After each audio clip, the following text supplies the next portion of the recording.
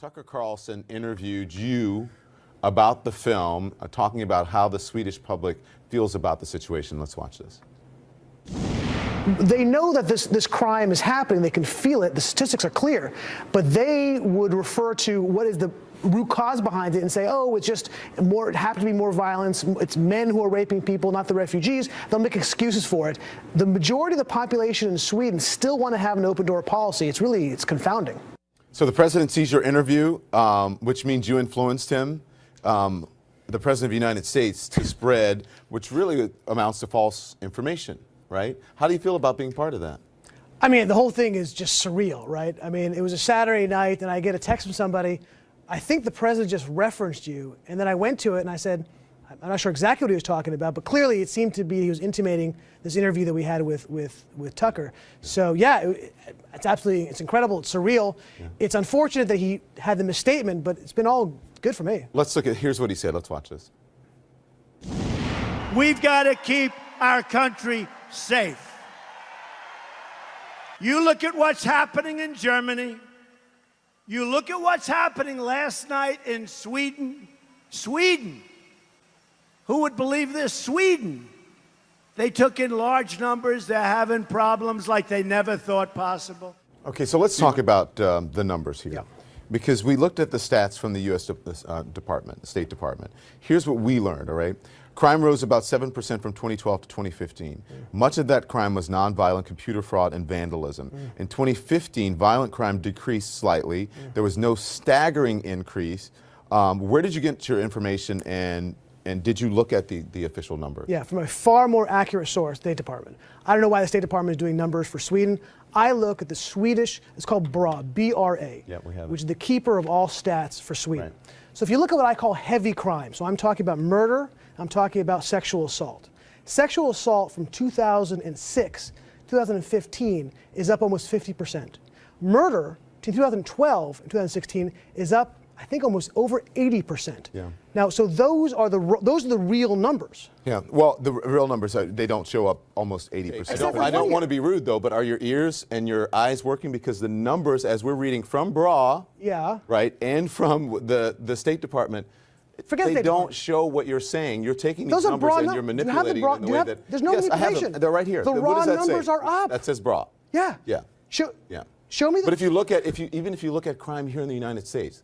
Overall, yeah, for the past decade, crime is down. Crime is down. Right. There was a spike. Rape is down. There was a spike. Murder's down. In 1 year. Non-Sweden. Right. Over time. Non-Sweden. That's the same thing. No. But it's not skyrocketing. That's totally wrong. Okay, let's say that you're right. Murder is but not. There wait, is sorry, but hold on. Okay. You're classifying this as a skyrocket. That crime is skyrocketing. Rape. Yeah. It's not a skyrocket. So you think you think when rape is down in the United States and everywhere else in Western Europe, and then rape is up 50%. That's not skyrocketing? Because of the way they classify rapes now. Listen to me. The definition was before those numbers. If you had not classified unwanted touching, if you're at a concert and someone touches you on any part of your body, that is now in Sweden classified as a rape. So it is, it was and not so it is before. In the United States. First of all, it's sexual assault, not rape. But it's not rape, it's sexual assault. It's sexual assault in the United States. No, but it's sexual assault. It's sexual assault in the United States, but it's not sexual assault in Sweden. Incorrect. It is now under the rape That's clause. not right. So we're mistaken about that. Okay. The definition of rape in the United States, I looked at the definition. In fact, we know what it is in the United States. We're not talking about the United States. We're talking about Sweden. Listen to me. The definition of rape in the United States is the same, essentially, as the definition of rape in Sweden. Now. No, not now. No, it's not. No, you're wrong. Yes, it is. It's a different classification. It's not. Okay. Let's turn to former Vermont Governor Howard Dean. Nice to see you, sir. Thanks. Before we get to Obamacare, I have a question. Do you have any thoughts on this Michael Flynn controversy? Yeah, I think it's the tip of the iceberg. I think the president cut his losses, but there's a lot more losses to come. And what this guy was doing, apparently, was pretty serious. And there's going to be, I think that it's going to be almost impossible for Congress not to investigate this. Although the fact that you've got Republican Congress, Republican House, and a Republican Senate, and they may not have the appetite. You know what? You're right, but you've been here a long time. I think that when Trump went after the intelligence community, they took his. And you're going to see stuff come out again and again and again. And it's not going to get easier. I think Bill Kristol was right when he was talking about Nixon. Nixon just made, because he was a guy who made enemies, which Trump does. Enemies in Washington are different here. This is a much tougher game, and I think he's in deep trouble. Town hall fury from Utah to Nebraska. Constituents chasing down congressmen at public events. This week, aiming squarely at a Congress in recess working in their home districts. The GOP bracing for the protests, the president even noticing. They fill up our rallies with people that you wonder how they get there. White House Press Secretary Sean Spicer shared the administration's theory. The Tea Party was a very organic movement. This has become a very paid AstroTurf type movement. Are you making any money on this?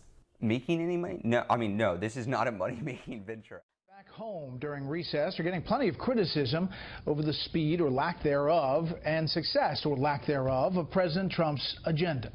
But what the left describes as a grassroots campaign may in fact be the product of serious political maneuvering. Correspondent Peter Ducey is live tonight with some evidence. Good evening, Peter. Brett, as it turns out, some of the chaos from GOP town hall meetings is very well choreographed by the liberal activists that helped get Barack Obama elected president.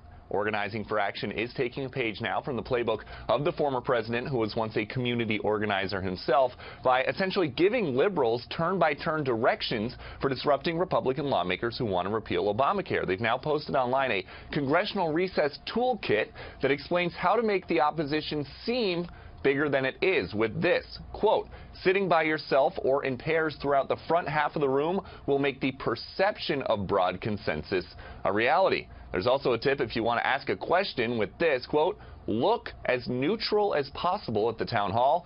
And there's a reminder to upload any unrest. It says this, remember, take video and pictures or the event didn't happen. But it seems these activists only want people friendly to their cause filming, because a link on the MoveOn.org powered site called Resistance Recess warns would-be demonstrators that right-wing groups may try to infiltrate their events, and offers this on a page titled De-escalation tips. Quote, if you notice a person filming without your consent, or if anyone makes you feel uncomfortable for any reason, it's totally fine to ask them to leave the event.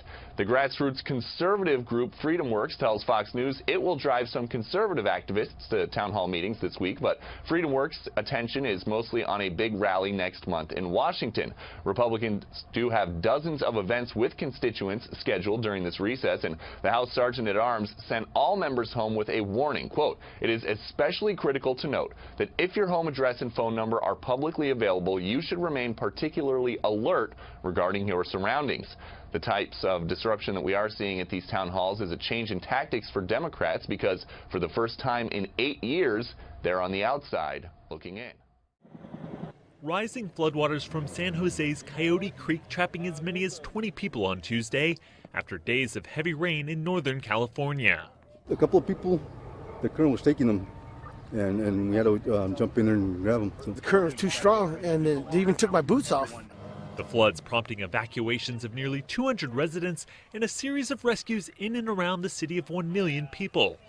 Firefighters say they're not used to this kind of emergency. This is an area where typically we don't have water issues. We typically have vegetation fire issues.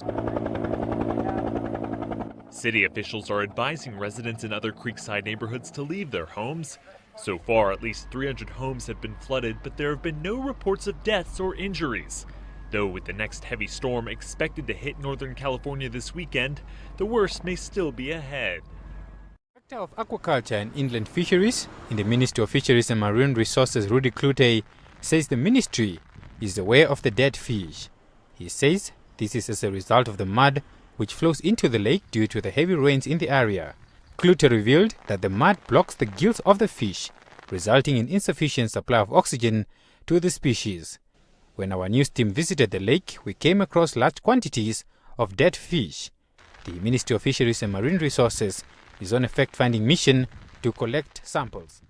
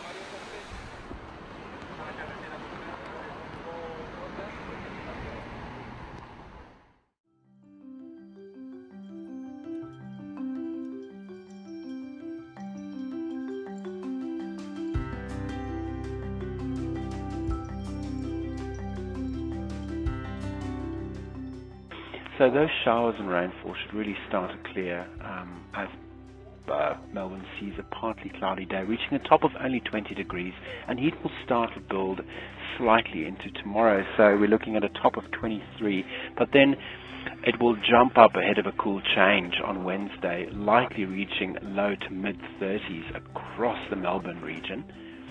And then we will see a significant drop in temperatures into Thursday of up to 10 to 11 degrees Celsius.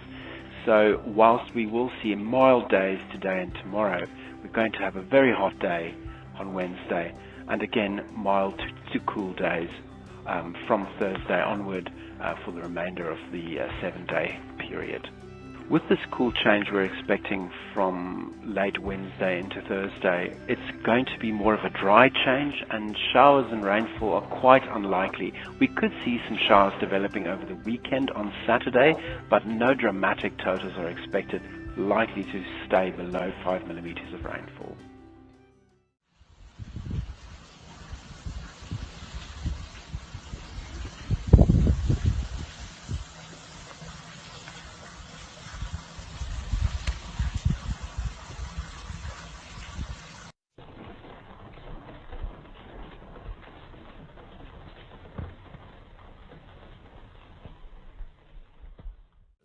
You also use a phrase which I have to say that I only heard for the first time in the last couple of weeks, the deep state. And that's the notion that there's an Obama shadow government embedded in the bureaucracy that is working against this new president. I think some folks are going to think that's right on, and some folks will think it's awfully conspiratorial. Well, I would love to claim credit for that, but actually I think a reporter by the name of Glenn Greenwald at The Intercept, who has got a relationship with, what's his name, Assange, I think he actually coined the term, and I think it works. I don't think there's who's driving this business that the Russians hacked the election. It's a Democrat Party. It's Hillary. It's Obama. It's all those people who just can't accept that. And you think they're behind the leaks too? Absolutely. Of course they are. They're trying. Look, they can't win at the ballot box. You know they're down 1,200 seats since 2010. They've become a marginal party electorally. All they've got is their embeds in the bureaucracy and the judiciary, and they're pulling out all the stops. There's no question.